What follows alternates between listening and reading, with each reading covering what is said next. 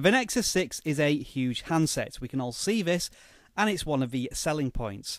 But it also has some tiny design implications, and this is what we're going to look at today. We can see the curved underside of the Nexus 6 in all its glory here. And to give you some dimensions, in the centre at the top here with the headphone jack, the depth is around about 1 centimetre. But more importantly and critically, the depths at the side where you hold the device are approximately 4 millimeters, which is a very small trim. This has the effect of having quite harsh edges, so that when you try and hold the Nexus 6, it's like you're clawing at it. It feels sharp against your fingers, and as you can see, it really presses into the web between your thumb and index finger. As a daily driver, sometimes I still want to use the Nexus 6 as something to quickly access for maybe news or checking Facebook. So I want to use it with one hand, and having this really thin trim does make it a difficult prospect. There is a solution. You can use a phone case which does make the trim a little bit bigger, but obviously making the Nexus 6 bigger at all does have its own implications. Now onto that curved underside.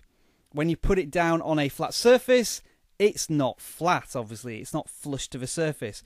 So if you press on the screen at the sides, it tends to wobble, like you can see now when I'm typing on the keyboard.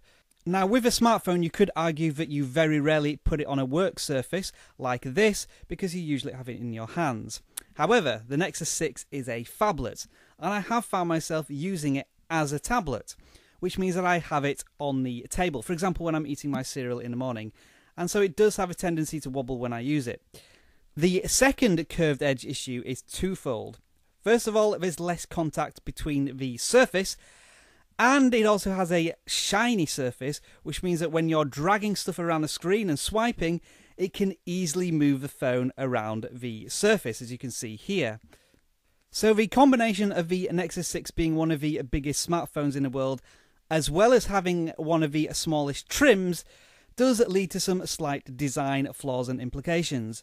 Again, like many of the things I'm covering in the journal, they're not deal breakers, they're just more niggles. Let me know what you think as I continue the Nexus 6 journal. Thank you for watching this Video Gadgets Journal video today. My name is Rob, and each of my videos is designed to inform, intrigue and entertain, to connect you with your technology. Today I've been connecting you with the Nexus 6.